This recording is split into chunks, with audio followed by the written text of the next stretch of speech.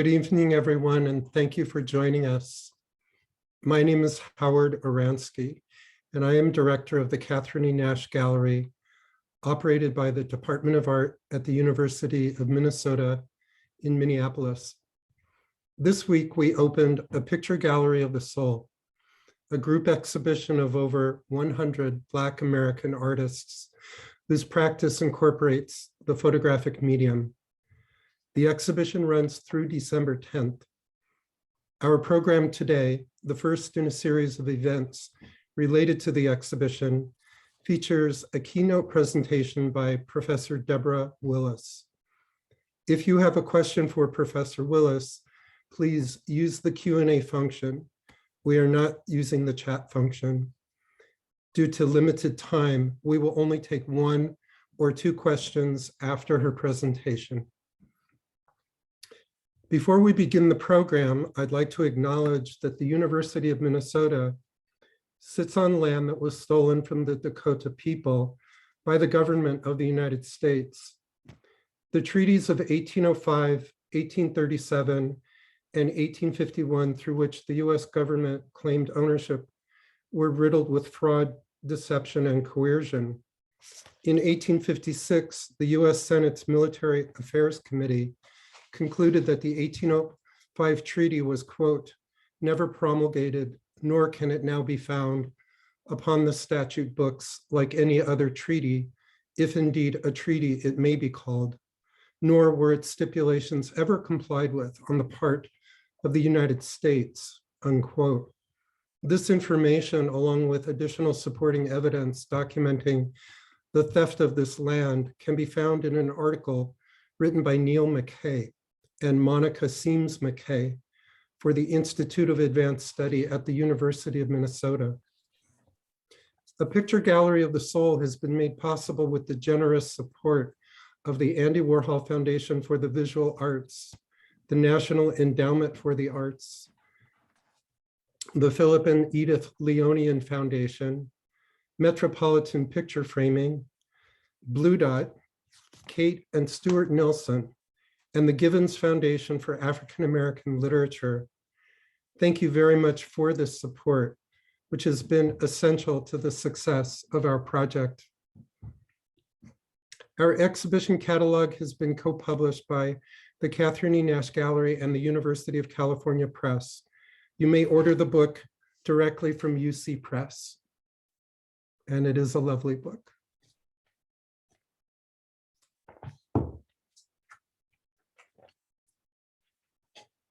Herman J. Milligan Jr. and I together curated a picture gallery of the soul. We first approached Professor Deborah Willis in 2016 with an invitation to include her work in the exhibition titled Women's Work, Never Praised, Never Done. The work is a photographic installation that honors Black women's domestic labor and their political labor to secure and defend the right to vote. Deborah Willis is a true Renaissance woman. In addition to her artwork, she has also contributed one of the essays to our exhibition catalog. And this evening, she will present her dialogic response to the curation. A picture gallery of the soul rests on the edifice of scholarship on the history of Black American photography, compiled over the last 40 years by Professor Deborah Willis. Thank you, Deb, for your enduring contributions to the history of American art. Our program this evening is dedicated with love to the memory of Ruth Ellen Willis of Philadelphia, the mother of Deborah Willis.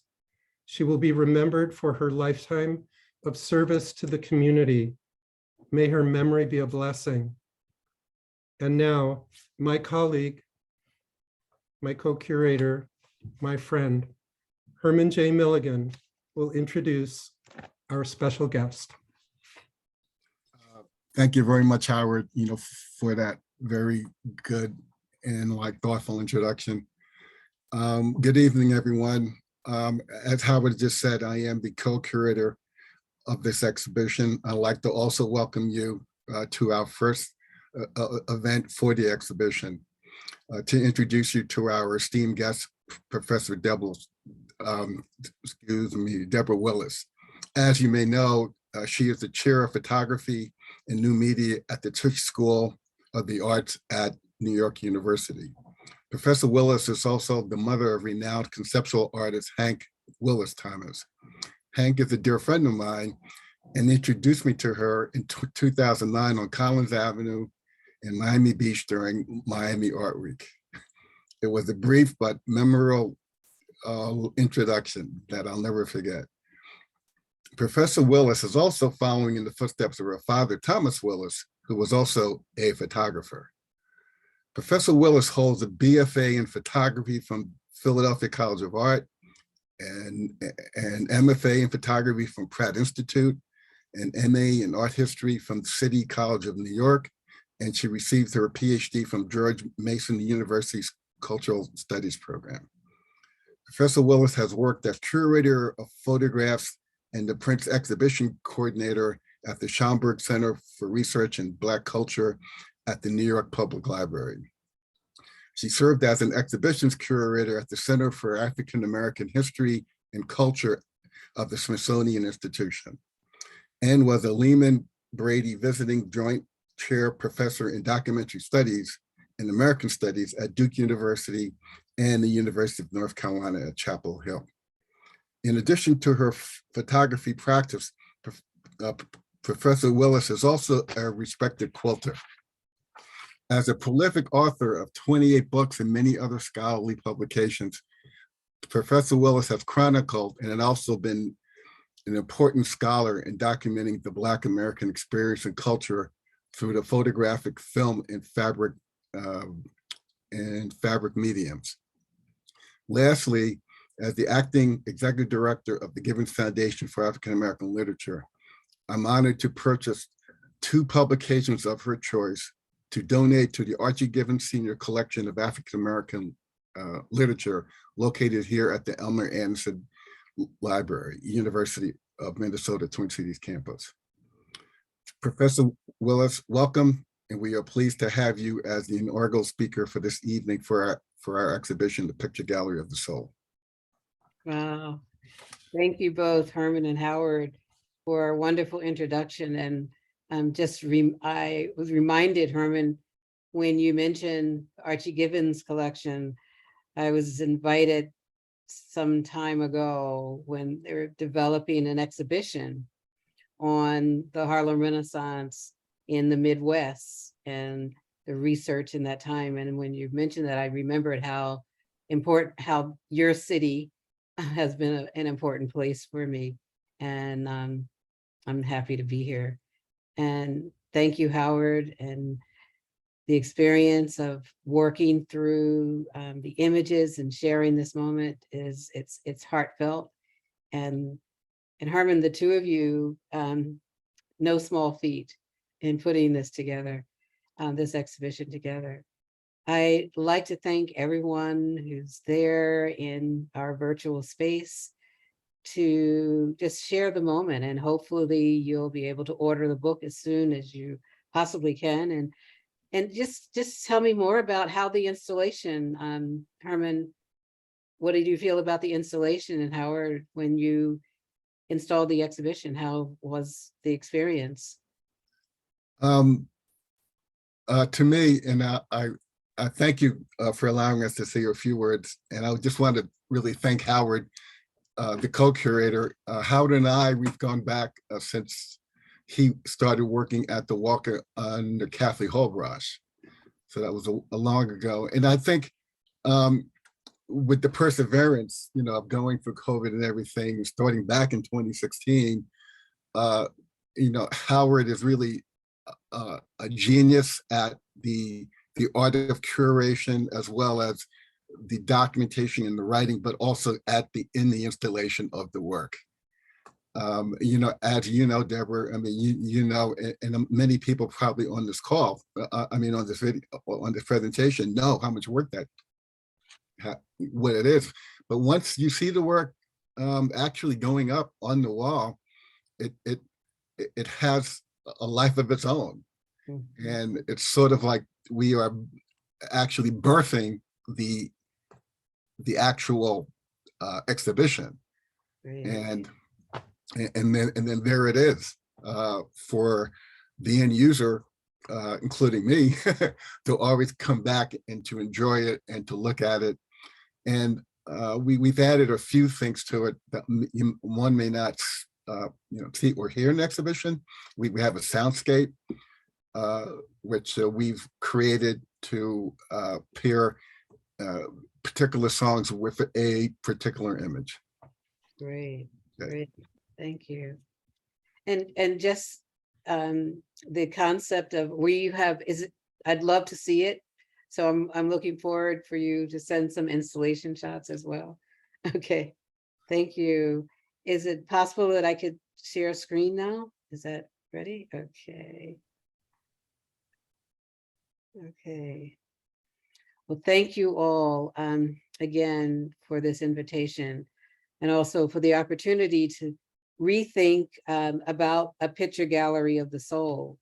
This exhibition really brings together a cross-section of photographers and artists who use lens-based work, who told stories in multiple generations, intergenerational discussions, but also this talk is not only the images in the exhibition.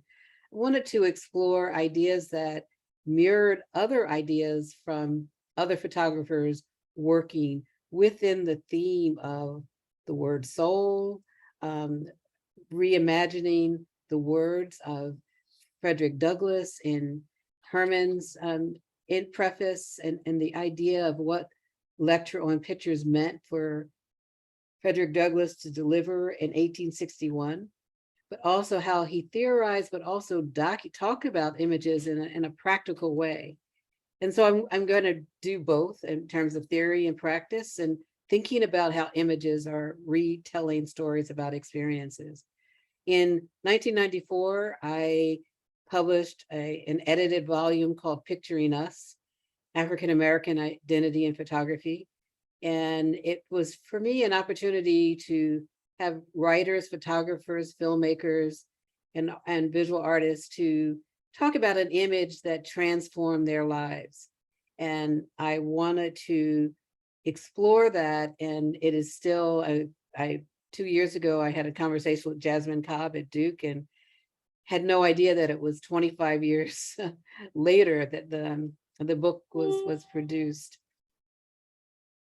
I'm going to walk you through some ideas that I always start my presentation with Carrie Mae Weems's work. It's a powerful way of retelling a story about beauty, asking questions about where the history of images and how the exchange of the gaze have been profound and have affected culture in many ways. And as she looks, and she's fashionably dressed in an antebellum style dress with a quilted pattern that's a log cabin pattern, she's affirming her beauty as she looks and asks the question of the rhetorical question, I looked and looked to see what so terrified you.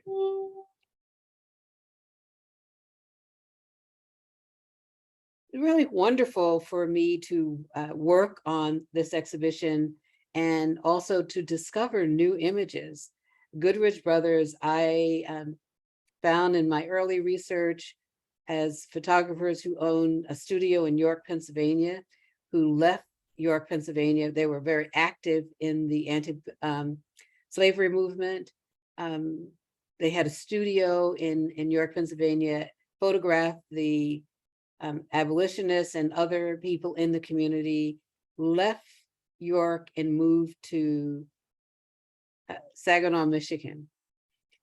And to see a photograph, and I had not had the experience to see this photograph of Gertrude Watson Goodrich and her son, William O. Goodrich Jr. The opportunity to see an image that was made by a photographer of wife and son, the holding, the way that she is wrapped in this image, but then the script that was taken in 1883. This experience of looking at the storytelling of the Goodrich family and their experience, her style of dress, her ribbon around her neck, their scarf around her neck, but also the cradling of her treasured child. So we're thinking, this is some 20 years after the Emancipation Proclamation. We know the treasured life of children and the importance of telling and documenting their stories. They also photographed in their community Black and white people living in the community. And the opportunity also for me is to see the range of images that have been collected over time. And just recently, the Smithsonian collected this image here from the Larry West collection. And it was an opportunity for me to expand my own research and to understand the work of the Goodrich brothers. Here is unidentified young woman is holding a daguerreotype case. She has a pin on her collar, around her collar, but also books on, she's leaning on books, which is always a kind of a trope in the early images of daguerreotypes. And here are the two brothers, William Goodrich and William and Wallace Goodrich, as they pose for a Happy New Year, 1879. And they have their pet, they have their photographer's kit. So they have a sense of who they are in a rural setting or in a place that you could find beauty in posing in the photographer's studio. So these are the range of experiences that I find necessary to talk about Black life that was about migration, about hope, about changing their experiences during a difficult time, specifically when we think of slavery and the aspect of Reconstruction, that when many people were killed during slavery and many rights were changed also during Reconstruction. Photographer J.P. Ball worked at the same time as the Goodrich brothers. There's a photograph of Ball. And recently, Isaac Julian, a contemporary artist, is also recreating the lessons of the hour. A number of people, and just like the two curators for this exhibition, are using Frederick Douglass's words and his theories to reconsider the archive of images. And Isaac Julian invited an artist to pose and then create, and also had another artist created an 8x10 tintype of an actor posing as J.P. Ball. J.P. Ball Studio, as I'm now in Cincinnati, and it's kind of an honorific kind of moment where I'm in his city. I just discovered a mural on West 4th Street, which was in the location where his studio was originally. But here is the interior of his studio that was described as one of the most popular places for people to visit, to have their photographs made, and we begin to see the importance of this space. Isaac Julian also created a replica of the studio in the experience of Lessons of the Hour. So he took photographs and had actors perform, J.P. Ball and Frederick Douglass, and had the curators of the portrait gallery as they are part wearing period dress. And we see the image of the man over the shoulder of the woman standing with the green dress as J.P. Ball, as Frederick Douglass, and another figure looking to select probably an operator in the studio to select the perfect image of Frederick Douglass. So we begin to see how important Frederick Douglass was to this aspect of how do we think about images that deals with racial politics, but also the aspect of citizenship and rights, as well as beauty. These are two images of Ball that he imagined Ball made of Frederick Douglass and Anna Mary Douglass, his wife. And then a reflective image of thinking about the future. Here we see an image of the actors playing the figures, historical figures in the 19th century, who transformed ideas about imagery, transformed ideas about how freedom, what freedom would look like. And here we see on the left, my left is J.P. Ball, Frederick Douglass, and Anna Mary Douglass looking in the mirror, looking at the future and believing that there is a future for Black people. And I'm going to show you a couple of works by photographers who are also reflecting and considering that this intersection of historical archives, memory, and Frederick Douglass. And Wendell White has created a piece. He's going into the archives, going into historical sites, going to historical houses and personal archives. And the project is called Manifest. And here he photographs a daguerreotype of Frederick Douglass, out of focus, in focus, finding a way to consider this story, but also to look at a photograph of Frederick Douglass by J.P. Ball. And it was the Civil War that inspired Douglass to write and speak on photography. It's something that Sarah Lewis had written in Vision and Justice. Like many Americans, he believed that photographs and pictures greatly contributed to the succession and war over slavery. During the Civil War, Douglass penned 4 lectures on photography and picture making. And it inspired me also to work on a book about the Black Civil War soldier. And he says, once you let the Black man get upon his person the brass letter US, let him get an eagle on his button and a musket on his shoulder and bullets in his pockets. There is no power on earth or under earth which can deny that he has earned the right to citizenship in the United States. Here we see an image made by J.P. Ball, a Black photographer, photographing a significant Black abolitionist and speaker. And this is, I just wanted to show that he also created billboards and broadsides, imploring and calling for Black men to join to fight for freedom. Cornelius Batty made a photograph of Frederick Douglass 2 years before he died, and he died in 1895, and this image was made in 1893. He photographed him also years in the 1860s and made postcards. He photographed him in 1901, and I'm sorry, in 1891. And we began to see how important Frederick Douglass was as an iconic figure to be photographed and to be emulated, to think about it. And here is a photograph. The original daguerreotype was by Samuel Miller. And Victor Diop, a artist living in Senegal and in Paris, decided to create an image in the likeness of Frederick Douglass.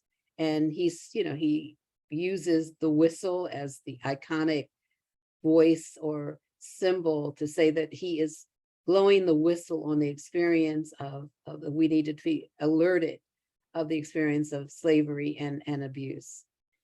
And also Rashid Johnson, he made a self-portrait, as he says, my hair parted like Frederick Douglass in 2003. So we began to see how important Frederick Douglass was in the 19th century, and we see through the 20th century, through the 21st century. And I also thought it was important to think about this exhibition as we think about the liberation and to think about ways of evidence of showing agency and how photographers were debunking the way that images were perceived by Black people and Black photographers, open studios in the South, in the North, in the Midwest. And this is a photograph by Richard Roberts in Columbia, South Carolina. He's on the left, and his son is holding a plate and also the leaning on the camera.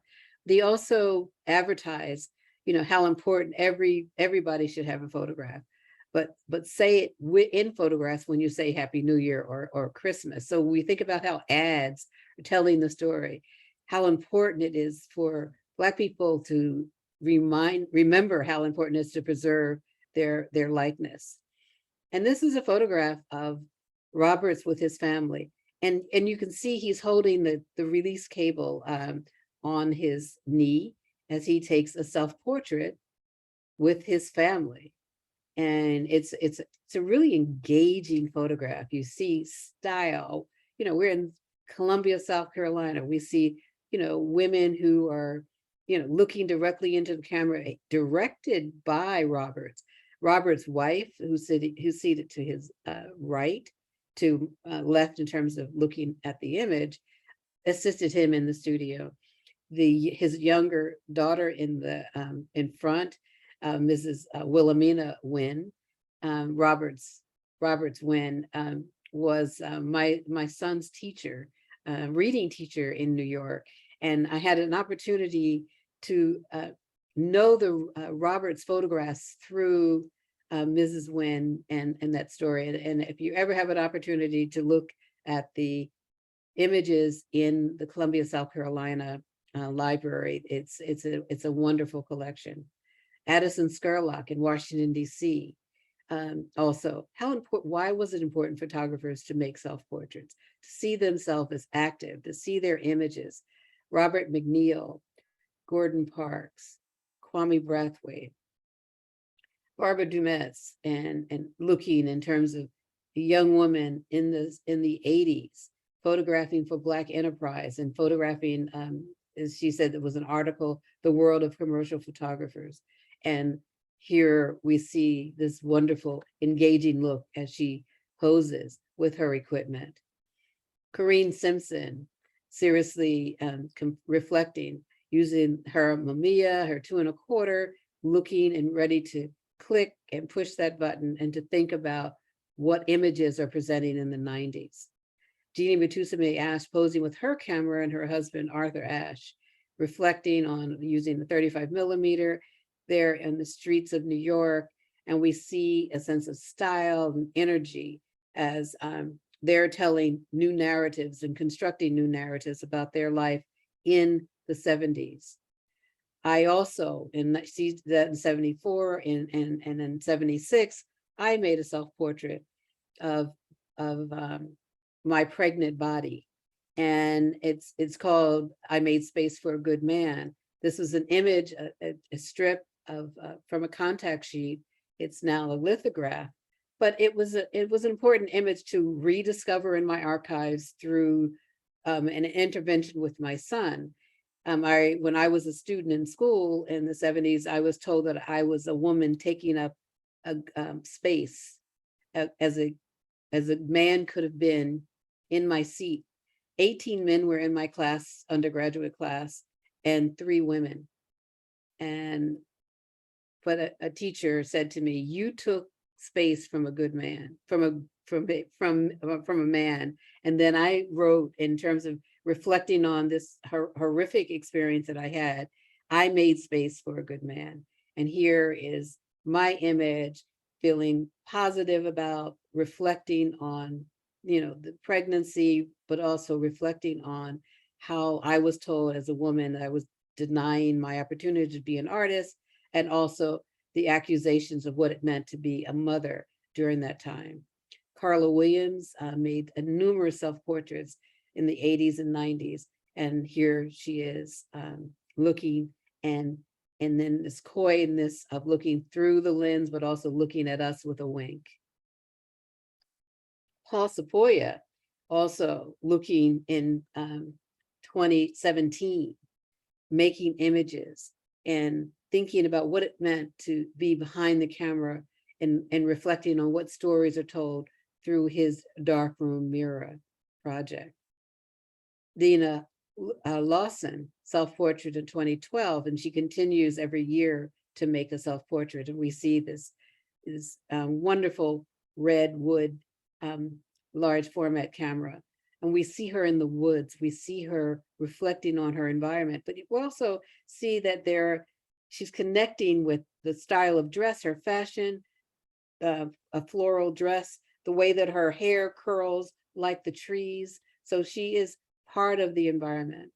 Ayanna Jackson, also thinking about prototypes and phenotypes. What happens when women are typed in the 19th century? And so she creates this portrait from a profile to a direct image. So portraits were central and continue to be central. LaToya Ruby Fraser, and one of my favorites, and she teases me about this, and Grandma Ruby and Me. She's in posing with her grandmother, and then also the dolls that her grandmother collected and made, but also the artwork. And we begin to see what it meant for a young woman artist, budding artist, to live in a home that was reflecting of the images of her grandmother, where she had stuffed animals, artwork, and also dolls, and reflecting of her own experience. Maud Salter, she also looking in the archives of Baudelaire's lover, Jean Duval, and she created a calliope in terms of that muse, and she uses the daguerreotype in this portrait here of self-portrait of Maud Salter. And Mickalene Thomas also creating an image, Courbet, The Sleepers, and recreated it in a Polaroid in 2011. And so these are works that continue to expand upon ideas about what it means to have a camera in your hand and to create a new narrative about an experience. Elaine Rodriguez, and a young photographer who's looking at the Orisha Oshun, and she says how to build a generation of revolutionary women. So the Orisha in terms of fertility, and making a portrait about that experience. Michelle Pearson Clark, I consider myself a dandy. Style, dress, and the attitude of how her style and her beauty and her presentation of how she sees herself. Nona Faustine, asking the question of looking at the linear history of slavery, the horrific experience of women who did not make the Middle Passage, who died when they reached the shores. So she has her White Shoe Project, and she's facing different aspects of George Washington and Federal Hall in New York, but then also the rocks and the survival, that experience. Keisha Scarville, and what it means to have a surrogate skin, what it means to tell a story when you can save fabric from family members, and specifically many of her mother wearing her mother's dress, wearing other images or fabrics to help save her experience of finding a sense of self within that framing. And Renee Cox, looking at the history of the Queen Nanny of the Maroons, and that aspect of what it meant to wear the red coat, to fight back during colonial times, but also to own that history, that the Maroons are still very active in Jamaica and have that the community it's strong. And her gaze, the return of the gaze, and the strength of honoring Queen Nanny. Delphine Fawundu, here looking at the newspapers of the past, Bartlesville, Oklahoma, North Carolina mob hangs a Negro, Ethiopian army in Addis Ababa, this is 1935, the histories, and she's looking at the histories of abuse, the history of Black people in different time zones, different geographical spaces. But here she is, we're looking over her shoulder as she reconsiders the past. Lauren Kelly, hair is an essential way of thinking about the idea of soul, the idea of how to create a crown of beauty, how the pick was a central way in the 70s of hairstyles of the Afro. And here's Nellie Maholi and Lauren Kelly using the pick as a metaphor. And Lola Flash, as she creates this self-portraits, and she also has created a number self-portrait series, looking at her photographs and thinking about her time during COVID. She began to reflect on mass incarceration, began thinking about a Black future and what would it mean in the past if she hadn't documented, and thinking about stories that talking about disadvantages and conflict, and how to become a truth seller, as truth seeker, I'm sorry, but in terms of that experience. And here she's reflecting on the loneliness, the isolation, specifically during COVID. And how important portraiture has been in the past with Black photographers photographing white and Black people and Asian people in this country. Augustus Washington, portrait of a woman, and this is also in the Larry West collection that was just recently housed in the Smithsonian American Art Museum. Again, here we see Thomas Askew, daughter of his daughter, photographed in about 1899 when he was preparing for an exhibition for the Paris exhibition of 1900 that W.E.B. Du Bois curated. And he had 350 photographs of Black life, from homes to portraits, and how he photographs his daughter reflecting on beauty, reflecting on the future. J.P. Ball photographing Maddie Allen here in Cincinnati, but Ball and Thomas. But we begin to see the stylish Maddie in 1874. It could be a graduation portrait, it could be a family portrait, but we begin to see how important it felt for her to pose in the studio. To look in terms of St. Paul with Harry Shepard's gallery, photographic gallery, a photographer who also exhibited at the 1900 World's Fair. And then also he, and you can see he exhibited and won a gold medal at the Minnesota State Fair. And he photographed Frederick McGee, who was active in starting and holding the national NAACP and one of the first conference for the NAACP. George Brown, a photographer who studied in Virginia and photographing women and women's movement. And one of the important people that he photographed was a woman who was an Eastern Star, who also had a business in Richmond, Virginia. And we began to see how important, in terms of Texas, the Teal family had a studio, but he's in Dallas, Houston area, within that aspect of schools and teaching photography. Here's the Franklin Beauty School, 1938 graduates, and their style. So and see them, these are women of the future. They are owning their businesses. They see themselves working. This is before World War II, and we begin to see style. We see Richard Twine, whose collection was found in a house that was in Texas. I'm sorry, in St. Augustine, Florida. And the construction workers found glass plate negatives that was about to be destroyed, and they actually carried it over to the Historical Society.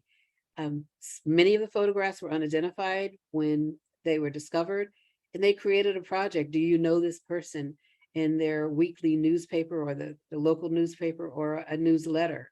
And people began to see family members, and they were able to identify.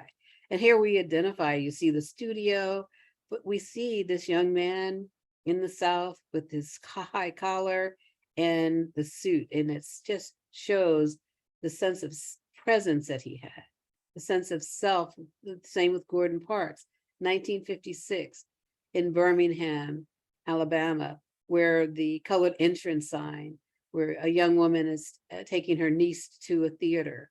And we began to see this experience and this exchange where Gordon is looking at this history. And as we know, Gordon lived in Minneapolis and Chicago, New York, as well as Fort Scott, Kansas. But seeing injustices, it was important for him to document, but also to document beauty at the same time. These are a window shop where Black people couldn't go in to buy clothing, and an aunt or a mother or grandmother could look at the clothes and design and create them for their own children.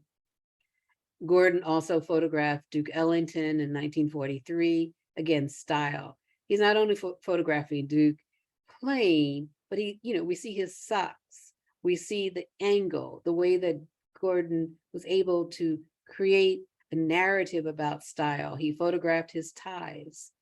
He also photographed the women in Minneapolis and St. Paul for Marva Trotter, Joe Lewis's wife. He photographed friends.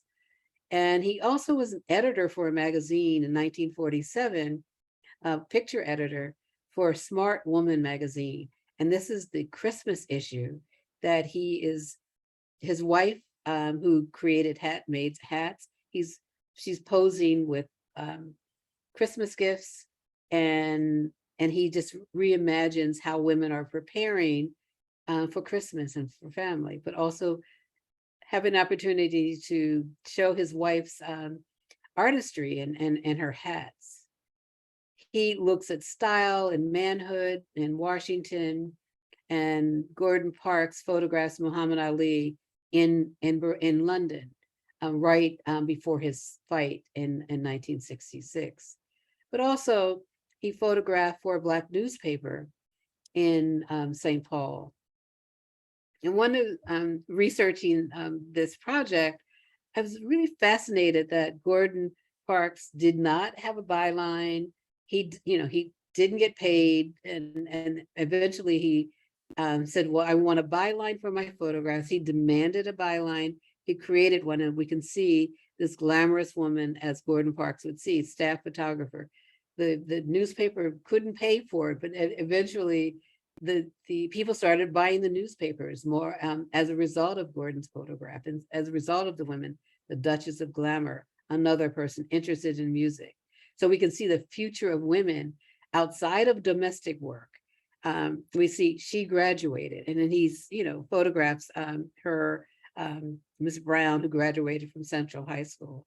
And then she has personality. You can see how he creates this style. And so we think how portraits are creating identity, with Gordon Parks photographing Ralph Ellison when he published The Invisible Man, and then also the gang leader Red as he's on the way home. And this is Life magazine. Some of these images were published in Life magazine, and many of them are still in the archives of Gordon Parks Foundation. Albert Chung photographing Miss Peggy and enhancing the image from an archival image to creating this sense of floral, creating a hat, and understanding the beauty of it. Ozir Muhammad, reflecting on the idea of beauty and the importance of Senator Obama in 2008 when he was running for presidency. But look at the photographers photographing them. Look at the young women who are screaming. But you can see the excitement that the white community had for Obama, as well as the Black and Latino, and as well as the Asian community. He gave people hope, and we can see that in this sense of the portrait. We see it with Al Fanar with the way that he has this rhythmic cigarettes, the way these images are seen. And it's a really fascinating way of looking at beauty through the difficulty of smoking, but he can see the way the white cigarettes, the darker skin, the light, and the focus of movement. And Herb Robinson, Three Gentlemen, styling of the hat, the experience of how we see identity with men, one in a suit, one in a casual jacket, but all feeling this sense of worth and sense of self. Bayate Ross Smith, photographing, as he says, my kind of people, self-portraits, asking people to wear a hat, a hoodie, curly hair, straight hair.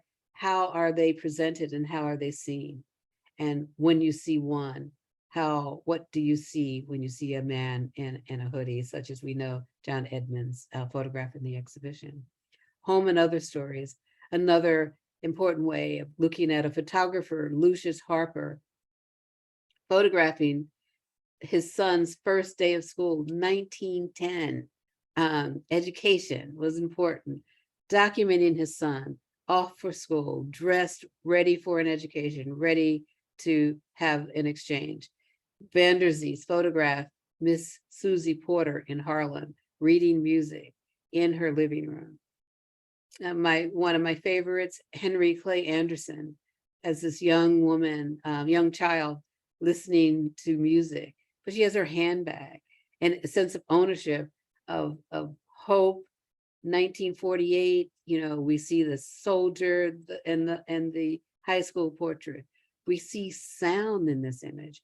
We see sound in this image by John Glanton, where a young woman in the 1940s holding the record and about to party, dance, entertain, but having this photograph made was really important for this community. Malcolm X touring the National History Museum in New York with a group of women, young girls and women, and he's talking about Malvina Hoffman's Magobanti Woman, and photographed by Richard Saunders. Another, Adjure Cowan's photograph of Malcolm X, when we see this home and others, what home meant. You see Malcolm X speak in Harlem, and we see this image of him standing on the stage, but look at the crowds that are there. I mean, it's a phenomenal photograph. The energy in this photograph, seeing this image. And also with Adjure at home, a photograph is his mother's, his piano at home. We see this is a musical family. We also see that Bless This House, what it means to have this music, sheet music on the piano, but also Ebony magazine holding the sheet music probably on it, but it's on its side. So we can see what's important in this home: marriage, graduation, celebration, duty in terms of soldiers, and then how do we bless this home with this beautiful light and preserving these images with music. Adjure Cowan's again, bookstore in Harlem, and here we see the House of Common Sense, the home of proper propaganda, and the street. We see the Eskimo pie, we see the Harlem Square, we see music, and we see the energy of Harlem. Early Hudnall, The Guardian, 1991, the way this young man is holding his child, guarding and holding and protecting, and the young girl who's looking and smiling. And we see, possibly this is a parade, but we see the American flag in the background. Jamel Shabazz, Father and Son, 2003, a man who is in a wheelchair, protecting and also holding his son. To this image here, Son of Sons, Nancy Musinguzi, and beautiful image of father holding the child, and the way that his body is inked, but we also see a scar on his chest. So we see the beauty of family, but we also see the possible terror of life in this image. Mark Blackshear, mirror reflection of antics of this child, making, having fun in a Chinese restaurant, and the red, the energy that's part of Home Stories. Carrie Mae Weems, the Kitchen Table series, many stories from that, and Lorna Simpson, hair, counting the braid, the circular home, and the stories that are told. Fern Logan, Mom in the Clouds. And here, when we think about the loss of a mother, the stories that are told, the sharing of this experience by her. In my own work, as mentioned earlier by Howard, Women's Work Never Praised and Never Done. And I decided to look at the work of women voters from 1913. There was a headquarters for colored women voters. That but women were not voting. Black women were not voting. White women were not voting. And this is 1913. But they were actively fighting for citizenship. And so there were Black women during that time. And I have a photograph of my mother. Beauty shops were important for voter education for women in the South and in the North to take citizenship classes to prepare, but also using the clothesline as a way of telling the story where women talked over the clothesline to talk about not only domestic problems, but also political issues, and using that as a sense of metaphor. And Roland Charles in the beauty shop, and this image here, but we also see Stop Police Brutality. We also see stories about voting and following the vote in this image. Activism, and Lou Draper's image, and John Henry. Image made in the 60s, also published in Camera magazine. Man at the end of the day coming home. Other people just sitting, listening, and looking for these moments. He also photographed Fannie Lou Hamer and was published in 1971 in Essence magazine. Fannie Lou walking through the road, down the road. And another image by Lou Draper that I really find it really significant is he photographs an interior space of a house, what's on the wall, taped, Scotch tape, an image, a drawing of Martin Luther King. Also a poster of patrolmen who were killed and the reward for it, but also coffee, Pepsi moments. Bob Fletcher's photograph of a rally in Mississippi, the killing of Swerner, Goodman, and Cheney. And I'm checking my time. And Doug Harris with the stories of the SNCC workers. And here is, the beginning of the thinking about how voting and voting rights was really significant for Black people to change, and the sense of hope for young people and older people in Alabama. And this is Cecil Williams' photograph at a mission in Jacksonville, where a young woman, looking for housing and hope and rights. And this image, he has the way that he's photographed her below, up, and we can see the tension and the disillusionment that she has in this in her face. Doris Derby unfortunately died this year, and she was a photographer who was also a sociologist, followed the life of women in the South. But she photographed the movement and the protests, but she also photographed the normalcy of life, just young girls having ice cream, listening, waiting outside of a store, just that sense of, young girls having playful moments and listening and talking. Ernest Withers photographs I Am a Man protest, what it meant for the garbage men strike in 1968. And then Hank Willis Thomas reflecting on that image, where he uses that same poster over time from the early of the 17th century, I'm 3/5 of a man, and then to the 21st century, I am a man, I am a man. So we begin to think about how words are used to identify and give hope, and how these images are used. Jonathan Eubanks in Oakland, photographing Black Panther Party parade and protest rather. Horace Ove in England, looking at the Brooks slave ship, the Black Power, and here we see Stokely Carmichael and Michael X at a rally in a Liberation Congress in London in 1967.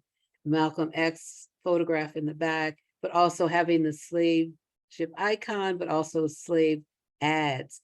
And we think about how Black Power has created this language of people to look at the archives, not only in 1967, but today, so that we cannot forget. James Hinton's photograph, Ebony magazine, New York Times, what people are reading, Ebony, young woman reading the white problem in America in Ebony magazine, and another woman reading the subway newspaper in 1966. Stephen Mark's photograph of in 2015 with the Confederate flag and a black soldier, a black trooper looking, and who is he protecting, or is he protecting, and what is he faced with? And there's a number of questions we see as we look at this image. Hank Willis Thomas, a haunting image. It's a mirror image. He has a photograph on the mirror, and this title, "Bury Me Standing." And when I asked about that, what does that mean? He says, Black people have spent their life on their knees. So when I die, bury me standing. And so my last section here is memory in the collective archive, to look at Delphine Fawundu, who creates a freedom cape of women and different stories about women, to looking at the history of images. Dasha Harris creating an installation about freedom and justice and the Underground Railroad running to the north from the south. To Fabiola Jean-Louis, how do we think about the image of the scourged back and how the scarred back and creating fashion so that they're not forgotten. Zalika Azim, thinking about migration and families leaving South Carolina to New York and having photographs and what happens to the photographs. Radcliffe Bailey, an image of family images and how do we create stories about life. To Anthony Barboza, Requiem of Rain. And here we see the sense of beauty, but also the sense of loss, but also we see the crucifix and what's happening in this image here, the story of life, the story of death. Tyler Mitchell, who was the first Black photographer to photograph a cover of Vogue magazine, and he photographed Beyonce. And he used the domestic space of a woman's space, a floral hat that he creates, a hat from flowers, but also the sheet as a reflection. And I think about how beauty and the sheet in the woods and how he can play within the idea of shadows within the framing. Kwame Brathwaite with this image here of the Grandessa models. And we can redefine the Black erotic from the music of Lou Donaldson and the models who are looking at their own beauty and recognizing their beauty within the framing. And ending here with Mary Baxter, who's looking also at the archive of Thomas Akins, who's photographed a young woman nude on his sofa. It was his maid's child. And how do we protect that image in the archive? And Mary Elizabeth Baxter was so outdone with this image that she felt that it was important for her to change this archive, question the sense of pornography in the archive, child abuse, and celebrate an artist. So she's asking questions about that.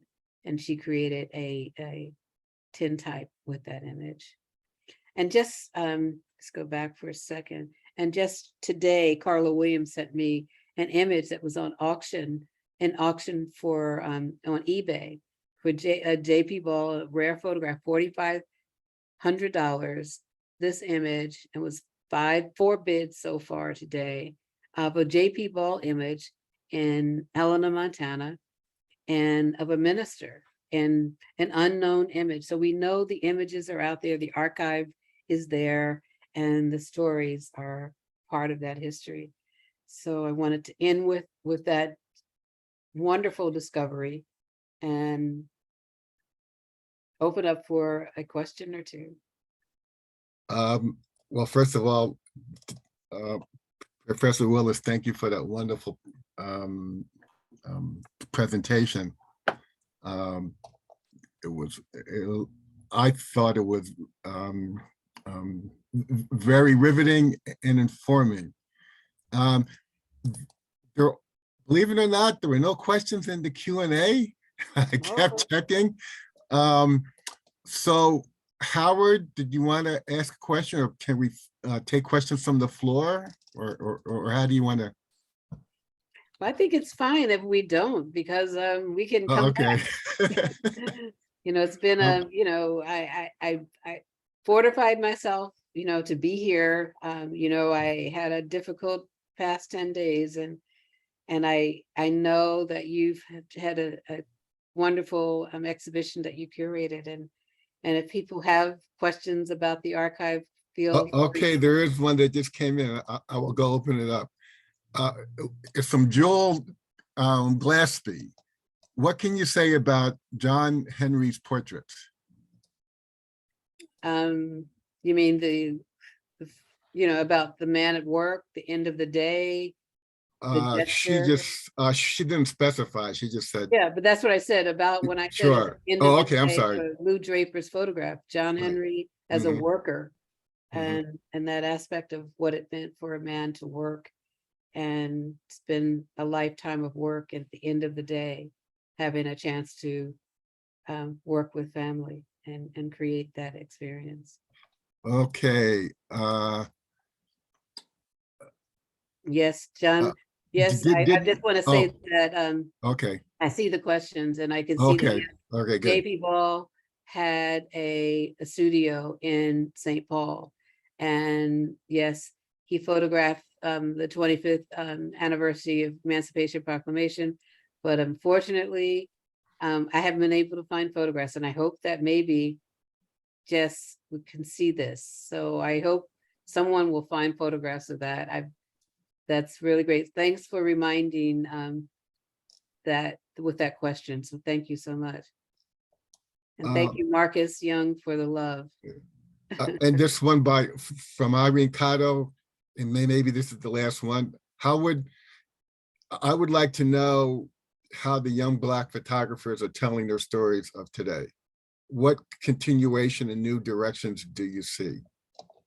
They're telling the stories. They're in the exhibition. They're talking about fashion. They're talking about dress. They're talking about hope. They're talking about beauty, and they're documenting their everyday experiences. There's so many difficulties in terms of images that challenge our ideas of joy. And so the trauma of you know, what's going on in the streets with gun violence and abuse, that Black photographers, young Black photographers, are photographing it all, and having many stories to tell about Black life. Okay, thank you very much. Howard, would you like to wrap it up, please? Sure. Well, Thank you. I'll just say that this project, which we've worked on for the last number of years, has been a labor of love for Herman and me every step of the way. Every book we've looked at, every photograph we've examined, every text we've read, every print that was made, every screw that was screwed into the wall was really an act of love. And in a way, I'm kind of sorry it's over, because it's been so meaningful. And I could say the same for the presentation tonight.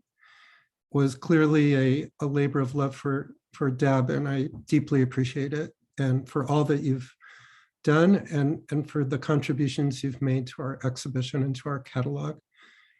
Thank you very much, Deb, and thanks everyone for attending. Thank you. Thank you. Take care. All Have right. a good evening. So it's the same to you, Deborah, and you have a good exhibition in Cincinnati.